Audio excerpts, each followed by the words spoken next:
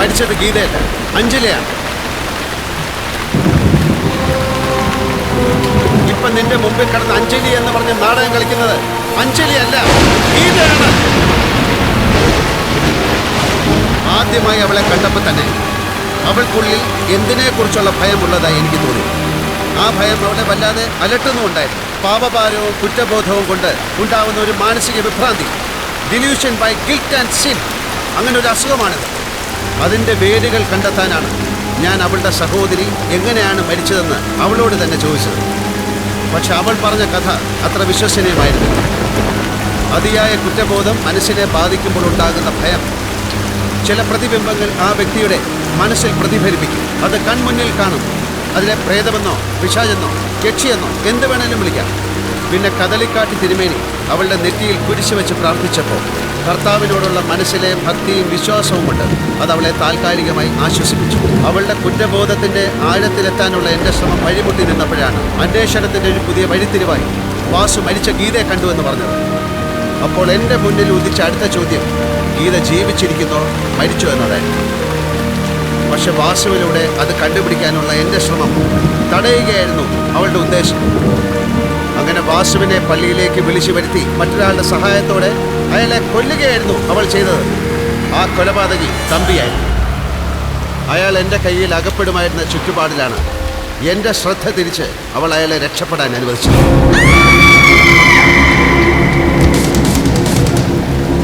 പുഴക്കരയിൽ ചൂണ്ടയിട്ടുകൊണ്ടിരുന്ന ചെക്കനോട് അന്വേഷിച്ചപ്പോഴാണ് ആ കാറിലുണ്ടായിരുന്നത് സ്ത്രീയല്ല പുരുഷനാണെന്ന് എനിക്ക് മനസ്സിലായത്. പിന്നെ എന്തിനാണ് അവൾ ഗീതയെ കണ്ടു എന്ന് എന്നോട് കള്ളം പറഞ്ഞത്? ആ സംശയം ദൂരീകരിക്കാൻ ഞാൻ ഒരാളുടെ സഹായം തേടി. അതാണ് മേരി. ഞാൻ അവളോട് സദാസമയം ഗീതയെ ശ്രദ്ധിക്കാൻ പറഞ്ഞു. ആ മിടുക്കി അത് മനോഹരമായി ചെയ്തു.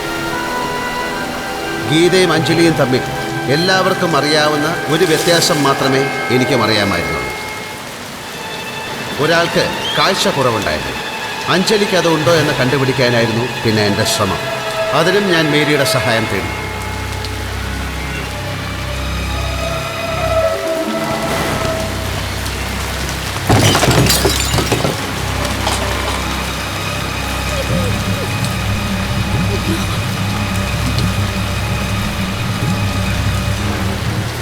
അതോടെ എനിക്ക് പൂർണ്ണ ബോധ്യമായി ജീവിച്ചിരിക്കുന്ന ഗീതയാണ്, അഞ്ജലി അല്ല എന്ന്.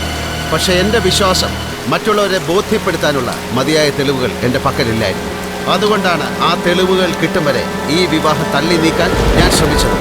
അവളുടെ അമ്മയ്ക്ക് ബോധം വന്നു എന്ന് തമ്പി പറഞ്ഞപ്പോൾ ഗീതയുടെ മുഖത്തുണ്ടായ ഭാവവ്യത്യാസം പലരും ശ്രദ്ധിച്ചു. അമ്മയ്ക്കും തമ്പിക്കും അവൾക്കും മാത്രം അറിയാവുന്ന ഈ രഹസ്യം പുറത്തായേക്കുമോ എന്ന ആകാംക്ഷ ആ മുഖത്തുണ്ടായിരുന്നു. അതോടെയാണ് തമ്പിയുടെ മരണമെന്ന അത്യാഹിതം സംഭവിച്ചത്. അതൊരു ഷ്രൂഡ് ക്രിമിനലിന്റെ ബുദ്ധിയായിരുന്നു. കടലിൽ നിന്ന് വന്ന് കൊല ചെയ്ത് കടലിലേക്ക് തിരിച്ചുപോയ ആ കൊലപാതകയെ തേടി ഞാൻ തിരയിലൂടെ നടന്നു. അയാൾ ഇറങ്ങി വന്ന വഴിയും കയറിപ്പോയ വഴിയും ഞാൻ കണ്ടു. അതും ഗീതയായിരുന്നു എന്ന് ഊഹിച്ചെടുക്കാൻ വലിയ പ്രയാസമുണ്ടായില്ല. പോലീസ് റിപ്പോർട്ടിൽ തുറന്നു വെച്ച ഗ്യാസിൽ നിന്ന് തീ പടർന്നാണ് അയാൾ മരിച്ചതെന്ന് വ്യക്തമാക്കിയിട്ടുണ്ട്. തമ്പി പുറത്തുപോയ സമയം അടുക്കളയുടെ ജനലിലൂടെ കുക്കിംഗ് ഗ്യാസ് തുറന്നു വിടുകയായിരിക്കണം അവൾ ചെയ്തത്.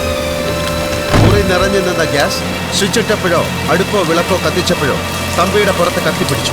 അതോടെ അവൾക്കും തമ്പിക്കും അറിയാമായിരുന്ന രഹസ്യവും അവിടെ അവസാനിച്ചു.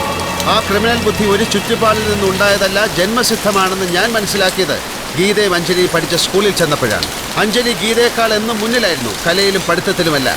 ആ ഇൻഫീരിയോറിറ്റി കോംപ്ലക്സ് അവളിൽ ഒരുതരം അസൂയയും വിദ്വേഷവും വളർത്തി. കളിയാക്കിയ സഹപാഠിയെ ജോമെട്രി ബോക്സിലെ കോമ്പസ് കൊണ്ട് മാരകമായി കണ്ണ് കുത്തിപ്പൊട്ടിക്കുകയും സ്കൂളിലെ പ്രോഗ്രസ് കാർഡിൽ കള്ള ഒപ്പിടുകയും അങ്ങനെ ചെറിയ വലിയ കുറ്റകൃത്യങ്ങൾ ചെയ്ത് ഒരു ക്രിമിനലായി മാറുകയായിരുന്നു ഗീത. അന്നമ്മ വീണ ദിവസം, വാസു ഗീതയെ കണ്ടു എന്ന് പറഞ്ഞ ദിവസം അവൾ എവിടെയായിരുന്നു എന്ന് ബോംബെയിൽ വിളിച്ച് ഞാൻ അന്വേഷിച്ചു. ഊട്ടിയിലൊരു പരസ്യ ചിത്രത്തിൻ്റെ ഷൂട്ടിങ്ങിനെത്തിയ അവൾ രാത്രി ആരും അറിയാതെ ഒരു കാറ് വാടകയ്ക്കെടുത്ത് ഇവിടെ അവളുടെ അമ്മയെ കാണാനെത്തി. പിന്നെ നടന്നത് എന്താണെന്ന് വ്യക്തമല്ലെങ്കിലും അന്നമ്മയ്ക്ക് സംഭവിച്ച അപകടത്തിന് പിന്നിലും അവൾക്ക് പങ്കുണ്ട്. ആ ഗീതയാണ് വാസു കണ്ടത്. ഒരു ചോദ്യത്തിന് മാത്രമേ ഉത്തരം കണ്ടെത്താനുള്ളൂ: അഞ്ജലി എങ്ങനെ മരിച്ചു? അന്ധമായ നിന്നോടുള്ള സ്നേഹം നഷ്ടപ്പെടാതിരിക്കാൻ ഒരുതരം മാനസിക വിഭ്രാന്തിയിൽപ്പെട്ട് ഗീത അഞ്ജലിയായി മാറി.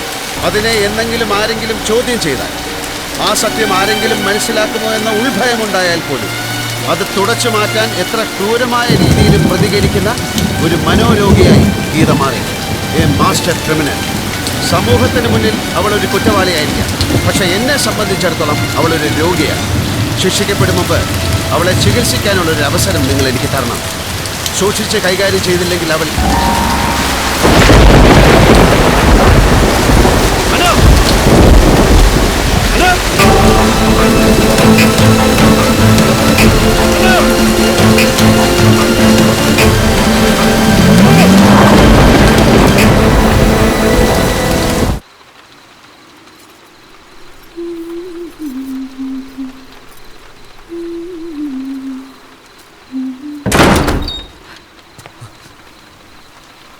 ഇതെന്താ ഇങ്ങനെ നനഞ്ഞൊലിച്ച്?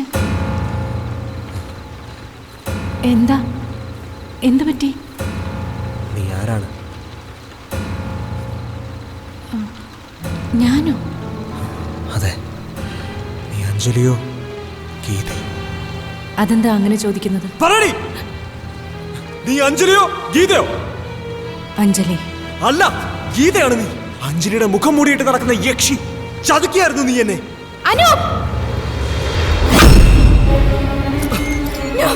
ഇത് നിന്റെ അല്ല, നിന്റെ അഞ്ജലിയുടേതാണ്. എന്റെ ഹൃദയം ഞാൻ അവൾക്ക് കൊടുത്തതാ.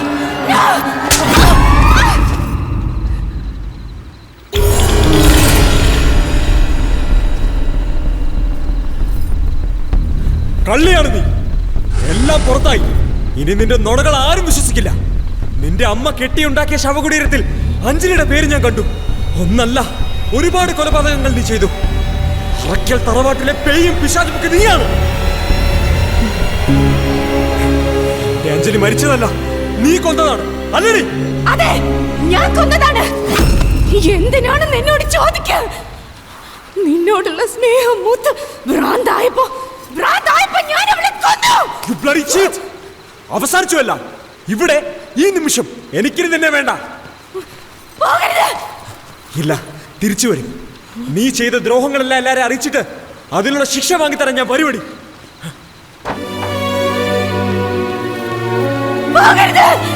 Please! I know!